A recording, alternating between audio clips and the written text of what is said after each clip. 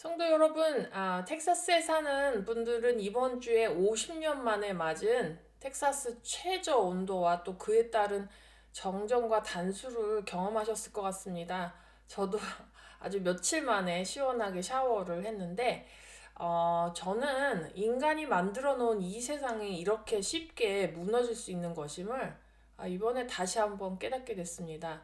세상이 우리를 지켜주는 것이 아니라 우리는 정말 하나님의 보호하심을 정말 바라야 되고 그것을 위해서 기도해야 함을 절실하게 깨달았습니다.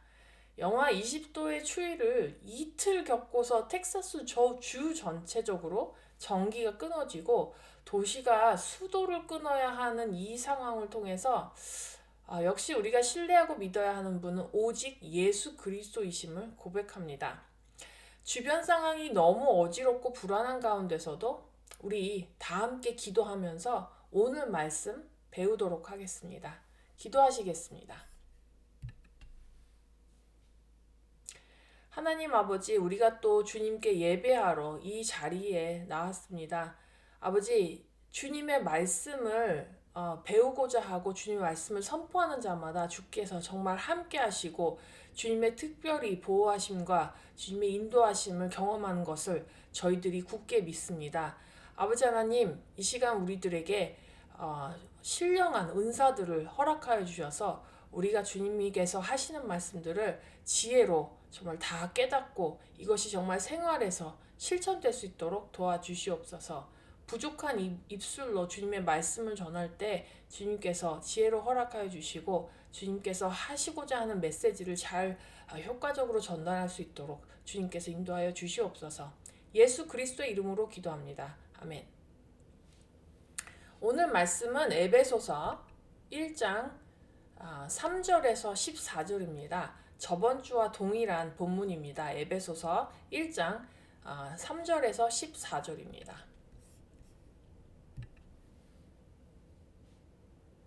에베소서 1장 3절 찬송하리로다. 하나님 곧 우리 주 예수 그리스도의 아버지께서 그리스도 안에서 하늘에 속한 모든 신령한 복을 우리에게 주시되 곧 창세 전에 그리스도 안에서 우리를 택하사 우리로 사랑 안에서 그 앞에 거룩하고 흠이 없게 하시려고 그 기쁘신 뜻대로 우리를 예정하사 예수 그리스도로 말미암아 자기의 아들들이 되게 하셨으니 이는 그가 사랑하시는 자 안에서 우리에게 거저 주시는 바 그의 은혜의 영광을 찬송하게 하려는 것이라.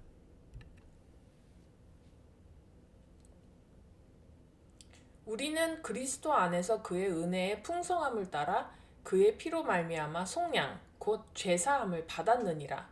이는 그가 모든 지혜와 총명을 우리에게 넘치게 하사 그 뜻의 비밀을 우리에게 알리신 것이요 그의 기뻐하심을 따라 그리스도 안에서 때가 찬 경륜을 위하여 예정하신 것이니 하늘에 있는 것이나 땅에 있는 것이 다 그리스도 안에서 통일되게 하려 하심이라. 모든 일을 그의 뜻의 결정대로 일하시는 이의 계획을 따라 우리가 예정을 입어 그 안에서 기업이 되게 되었으니 이는 우리가 그리스도 안에서 전부터 바라던 그의 영광의 찬송이 되게 하려 하심이라. 그 안에서 너희도 진리의 말씀 곧 너희의 구원의 복음을 듣고 그 안에서 또한 믿어 약속의 성령으로 인치심을 받았으니 이는 우리 기업의 보증이 되사 그 얻으신 것을 속량하시고 그의 영광을 찬송하게 하려 하심이라. 아멘.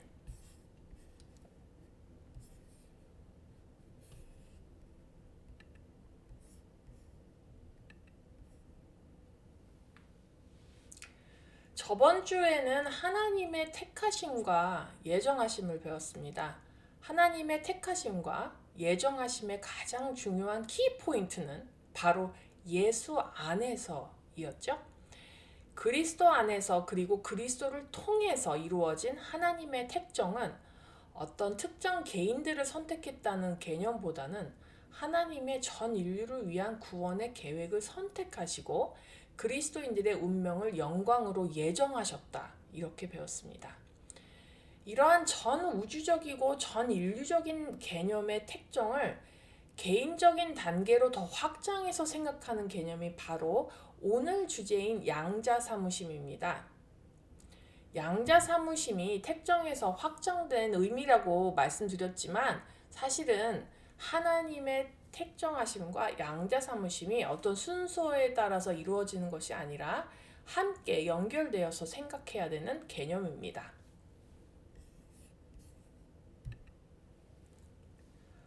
본문 5절에서 볼 수 있듯이 우리를 예정하셔서 하나님의 아들들이 되게 하셨으니 했습니다. 한국말 성경에서는 아들들이 되게 하신다 라는 표현을 했지만 영어 성경에서는 우리가 하나님의 자녀로 입양됨이 예정되었다 이렇게 쓰여 있습니다.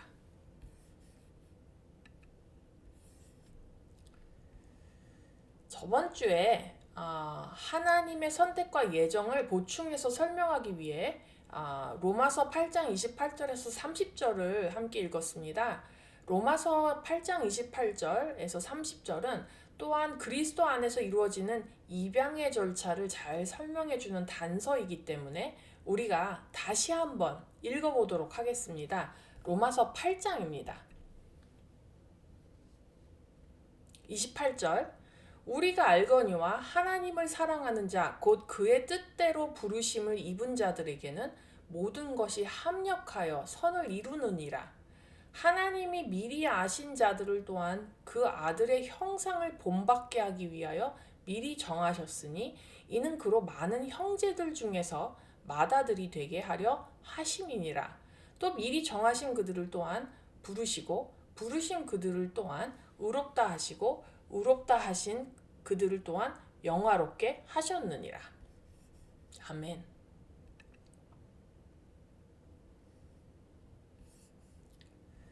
로마서 8장 28절은 많은 크리스찬들이 고난에 닥칠 때마다 읽고 힘을 얻는 성경 구절 중에 하나입니다. 우리들 대부분이 28절을 이해하기를 우리에게 지금 고난이 닥쳐도 나중에 돌아보면 모든 것이 합하여져서 결국에는 좋은 결과를 이끌어낸다라고 일반적으로 해석을 합니다. 그러나 다음 절인 29절을 보면 28절이 하나님의 택하심과 예정하심과 또한 입양하심을 설명하는 도입부임을 알 수 있습니다. 그러니까 28절을 하나님의 택정과 입양의 문맥상으로 다시 해석을 해보면 다음과 같습니다. 제 해석을 읽어드릴게요. 하나님이 선택하시고 예정하신 그리스도를 통한 구원으로 부르심을 입은 자들에게는 모든 구원의 과정이 결국에는 하나님의 영광을 이루어낸다. 이러한 뜻이 되지 않을까 싶습니다. 그렇다면 28절에서 말하는 우리를 부르신 하나님의 뜻은 무엇을 말하는 걸까요? 하나님의 뜻은 구원으로 부르시고 택하신 모든 자들이 예수 그리스도의 형상을 회복하는 것입니다. 그래서 29절을 보면 그리스도의 형상을 본받게 하기 위해서 하나님이 우리를 예정하셨다고 말씀하시죠. 우리가 조금 있다가 에베소서 1장 13절에서 14절에 나오는 성령의 인치심을 이야기할 때 그리스도의 형상이 매우 중요한 연결고리가 되기 때문에 그리스도의 형상을 지금 잘 기억해 두시길 바랍니다.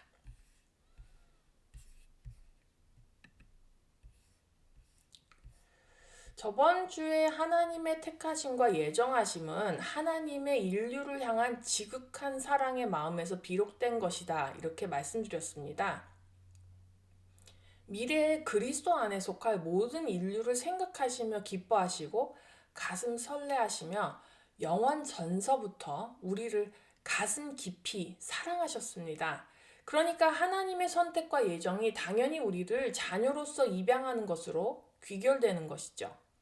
하나님이 창조 전서부터 인류를 창조하시고자 하신 이유는 사람과 교제하시고 사람을 사랑하시기 위함이었습니다. 결국 사람과 관계를 맺고자 하심인데 입양으로 은유를 한 표현이 하나님이 사람과 맺고자 하시는 그 관계를 가장 정확하게 설명한다고 할 수 있습니다. 입양은 자녀와 아버지의 관계를 가장 잘 표현하기 때문입니다. 하나님은 사람을 사랑하셨기 때문에 다른 부모에게서 태어난 우리를 입양하시기로 결정하셨습니다. 여기서 다른 부모란 죄와 사단이죠. 이 입양이라는 단어는 신기하게도 이스라엘 사회의 법이나 풍습에서 찾아볼 수 없는 개념입니다. 신약 시대에서는 오직 헬라 문화와 로마의 법에서 입양을 찾아볼 수가 있습니다. 로마의 법에서는 입양된 양자는 친자녀와 동일하게 입양된 가정의 모든 법적인 권리를 가질 수 있었으며 입양되기 전에 친부모로부터의 모든 영향에서 완전히 벗어났습니다. 게다가 양자는 입양 부모의 성을 따라서 이름이 바뀌었고 입양 부모가 죽을 경우 친자녀와 동일하게 재산을 상속받는 권리를 부여받았습니다. 이러한 입양의 문화가 없는 이스라엘 사람들에게 바울이 설명하는 하나님의 양자 삼으심은 아마 아주 충격적인 내용이었을 것입니다. 그때 당시 이방인 그리스도인들에게 유대인과 마찬가지로 하나님이 이방인들을 선택하셨으며 예정하셨으며 게다가 그들을 양자로서 입양하셨다는 바울의 주장은 이방인들에게는 아마 엄청나게 감격스러운 하나님의 은혜의 말씀이었을 것입니다. 죄와 사단의 자녀로 태어난 우리들을 하나님의 친자녀인 예수 그리스도와 동일하게 자녀로서 법적 권리를 주시고 원래 부모인 죄와 사단의 모든 영향에서 완전히 벗어나게 해주셨으며 그리스도의 이름을 따라 그리스도인이라는 이름을 가지고 입양된 우리가 맏아들이신 그리스도와 동일하게 재산을 상속받는 권리를 부여받게 됐다는 사실은 피조물로서는 최고의 영광을 부여받은 것이죠.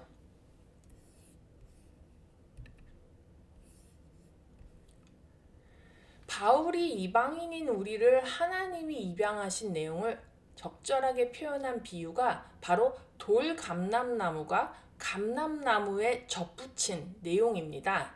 로마서 11장에서 바울이 설명하죠. 감람나무에 접붙임을 받아서 돌감람나무는 뿌리의 영향을 받고 감람나무의 가지가 됩니다. 그리고 마침내 다른 감람나무의 가지들이 맺는 동일한 열매를 돌감람나무 가지들도 맺게 되는 것이죠. 이방인인 우리 그리스도인들이 바로 이 돌감람나무와 같이 전혀 다른 나무에 붙어 있다가 하나님께 입양이 되어서 감람나무 가지에 접붙임을 받은 것이 아닙니까? 우리는 돌감람나무인 죄와 사단의 영향을 받아 죄와 사단의 모습을 가지고 죄의 열매를 맺으면서 살던 죄인이었습니다. 그러나 하나님이 우리를 돌감람나무에서 꺾어서 감람나무 가지에 접붙여서 감람나무 뿌리에서 나오는 영양을 계속 공급해서 결국은 돌감람나무 가지던 우리가 그리스도의 형상대로 감람나무 가지처럼 형상이 바뀌고 또 감람나무에 열매를 맺게 된 입양된 자녀가 된 것이죠. 돌감람나무 가지가 감람나무에 접붙여져서 감람나무 가지가 되어 감람나무에 열매를 맺는 이 비유는 매우 정확하게 하나님의 양자 삼으심을 표현하는 비유입니다. 에베소서 11장 11절로 돌아오겠습니다. 하나님의 택정과 양자 삼으심이 다른 말로 표현되어 있습니다. 그리스도 안에서 우리가 기업이 되었다라고 적혀 있죠. 기업이라는 단어는 영어로는 lot 또는 inheritance 이런 말로 번역을 하는데요.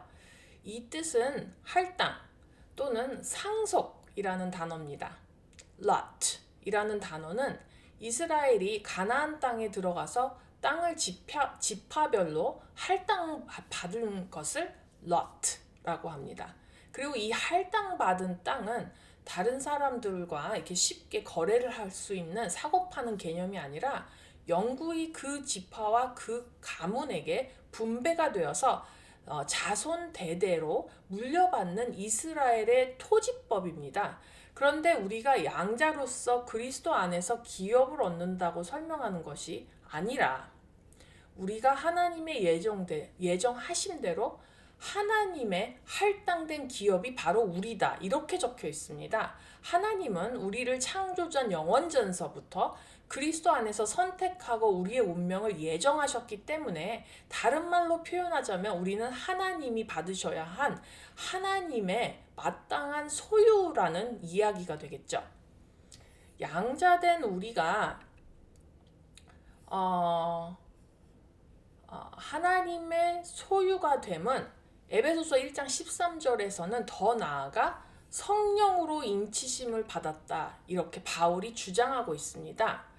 요한계시록에서 7인을 설명할 때 잠시 인에 대해서 설명드린 바가 있습니다. 그런데 바울은 왜 우리가 하나님의 소유됨을 설명하다가 갑자기 성령으로 인치시는 그것에 대해서 이야기를 바꿨을까요? 이인이라는 것은 고대 시대에 어떤 물건에 대한 소유권을 표시하는 도구였습니다. 많은 분들이 인치는 것은 문서나 편지를 굳게 봉하기 위해서 이렇게 한다고 생각하시는데 문서에 인을 치는 것보다 물건이나 노예나 가축의 주인으로서 소유권을 표시할 때 인을 쳐서 표시하는 것이 매우 일반적이었습니다. 인을 치는 방식은 촛농과 같은 왁스 있잖아요. 혹은 진흙 같은 아주 소프트한 것을 발라서 거기에 아주 특별한 문양을 새긴 도장이나 인장 반지를 꾹 눌러서 그 특별한 문양이 왁스나 진흙에 새겨지게 해놓는 것이죠. 고대 이집트, 바벨론, 아수르 그리고 이스라엘을 포함한 중동 지방에 매우 널리 소유권을 표기해 놓는 방식이 바로 이 인치는 것이었습니다. 이 인을 쳐놓으면 주인의 소유권과 물건에 대한 권리가 법적으로 유효해지는 아주 중요한 고대 경제법이었습니다. 인장 반지로 인을 치는 것은 주로 귀족들 혹은 더 나아가서 왕이 자신의 독특한 권리를 표시하는 법적 절차였고, 인장 반지로 인을 치는 모든 문서와 소유물은 공식적으로 인정이 됐습니다. 인장으로 인을 친 물건이나 문서에 훼손한 사람들은 또한 무서운 형벌에 처하게 되었습니다. 그만큼 인을 친다는 것은 엄격한 소유에 대한 권리를 의미했습니다. 바울이 인치심을 고린도 후서 1장 21절 22절에서 또 표현을 해놓았습니다. 우리 함께 고린도 후서 1장을 읽도록 하겠습니다. 고린도 후서 1장 21절입니다. 우리를 너희와 함께 그리스도 안에서 굳건하게 하시고 우리에게 기름을 부으신 이는 하나님이시니 그가 또한 우리에게 인치시고 보증으로 우리 마음에 성령을 주셨느니라. 아멘. 기름을 부으신다는 표현은 우리가 다윗 왕에게 왕으로서 기름 부으심을 받았을 때 성령의 기름 부으심을 의미한다고 배웠습니다. 바울은 하나님이 우리를 성령으로 기름 부으시고 또한 우리를 성령으로 인치셨다, 이런 독특한 표현을 썼습니다. 하나님이 우리에게 인을 치셨다는 의미는 우리가 하나님의 소유라는 뜻입니다. 그리고 하나님의 소유된 사람들에게 하나님이 자신의 인장 반지로 문양을 꾹 눌러 새겨 놓으셨다는 것이죠. 하나님의 인장 반지의 문양은 카피가 불가한 매우 특별한 모양이었습니다. 하나님의 인장 반지의 문양은 바로 예수 그리스도의 형상이죠. 하나님께 성령의 기름 부으심을 받은 자마다 하나님이 예수 그리스도의 문양으로 새겨진 인장 반지를 우리의 심령에 꾹 눌러 새겨 놓으시고 자기의 소유라고 공식적으로 법적 절차를 밟으신 것입니다. 이 소유권에 대한 법적 절차를 설명해 놓은 것이 하나님이 우리를 입양해서 양자 삼으신 것입니다. 내 안에 성령이 임재하셨다면 그것은 바로 하나님이 하나님의 도장을 우리 심령에 꾹 찍어 두신 것이죠. 이 하나님의 도장의 모양은 예수 그리스도의 형상, 이미지입니다. 그래서 우리가 하나님의 소유인 것이 확인이 되는 것입니다. 우리가 하나님의 소유라는 것을 베드로 사도도 기록해 놓았습니다. 다 함께 베드로전서 2장 9절, 아주 유명한 구절인데요. 다 함께 베드로전서 2장 9절을 함께 읽도록 하겠습니다. 9절입니다. 그러나 너희는 택하신 족속이요 왕같은 제사장들이요 거룩한 나라요 그의 소유가 된 백성이니 이는 너희를 어두운 데서 불러내어 그의 기이한 빛에 들어가게 하신 이의 아름다운 덕을 선포하게 하려 하심이라. 아멘. 아멘.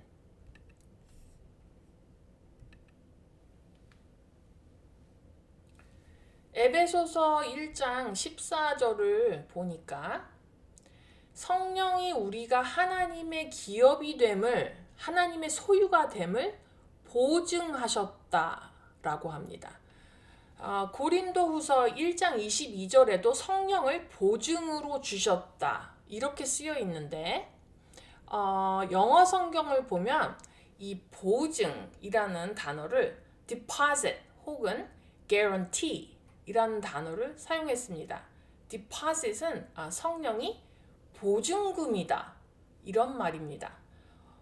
우리가 어떤 귀중한 물건을 살 때 예를 들어서 집이라든지 땅이라든지 보물이라든지 하는 그 귀한 물건을 놓치고 싶지 않아서 그 물건의 가격을 다 치르고 완전히 사들이기 전에 보증금, 디파짓을 내서 그 물건을 맡아 놓습니다. 이 보증금은 가치가 낮은 물건에는 사용하지 않습니다.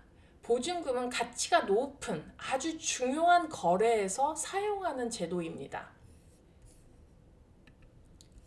그러니까 하나님이 성령을 우리에게 보증금으로 주셨다는 의미는 하나님이 우리를 매우 높은 가치가 있는 아주 중요한 거래의 소유물이라고 여기시고 마지막 때에 우리를 완전히 속량해서 가격을 치르실 때까지 보증금으로 성령을 주셨다는 이야기입니다. 이게 무슨 이야기입니까? 또 구원이 아직 완성이 돼서 완전한 속량을 이루지 않음을 또 말씀하는 것이 아니겠습니까?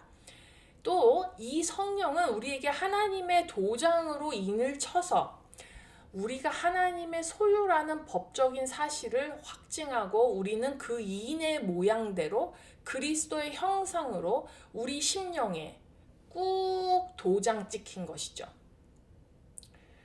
우리는 하나님의 소유입니다. 우리는 하나님의 가족으로 입양된 양자입니다. 우리는 하나님의 나라를 상속받는 상속자입니다. 우리는 성령으로 보증금의 가격이 치루어진 아주 보배로운 하나님의 소유입니다. 마지막 종말에 그리스도는 우리를 그의 두루마리로서 인을 떼어 여시고 우리 안에 찍힌 도장의 내용을 만천하에 크게 읽으실 것입니다. 우리는 성령으로 영원히 인치심을 받은 살아있는 하나님의 두루마리입니다. 성도 여러분, 모두 성령의 도장으로 인이 쳐진 하나님의 소유가 되시기를 기도합니다. 그리고 성령으로 보증금의 값이 치러진 하나님께 입양이 보증된 자들이기를 축복합니다. 우리는 하나님의 아름답고 보배로운 소유입니다. 하나님이 영원 전서부터 선택하시고 그리스도 안에서 예정하신 하나님의 양자입니다. 다 함께 기도하겠습니다.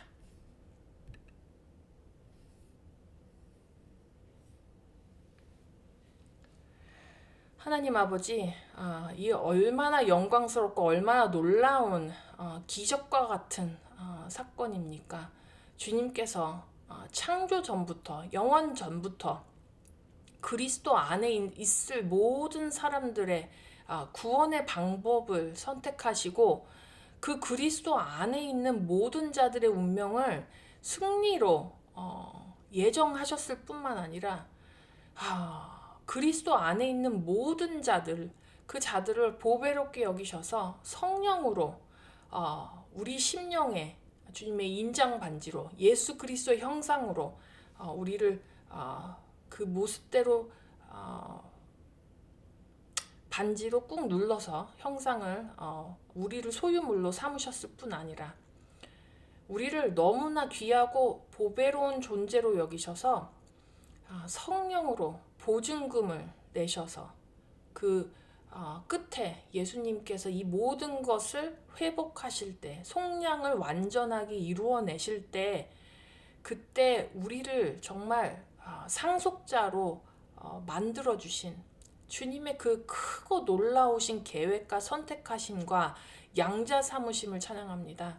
이것을 정말 사람의 말로 어떻게 표현해야 할지 모르겠습니다.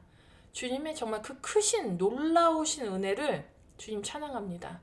주여, 정말 그 끝에 속량이 다 이루어지기까지 우리가 정말 주님께서 내신 그 보증금의 그 확신, 성령의 확신을 우리 심령에 붙잡고 우리가 인장 반지에 찍힌 그 예수 그리스도의 형상대로 그리스도인이라는 그 이름을 달고 아버지, 우리가 이 세상을 승리하며 살아갈 수 있도록 도와주시옵소서. 주님, 이 영광스러운 말씀, 이곳에 함께 계신 주님을 찬양하고 주님을 경배합니다. 감사드리오며 예수 그리스도의 이름으로 기도했습니다. 아멘.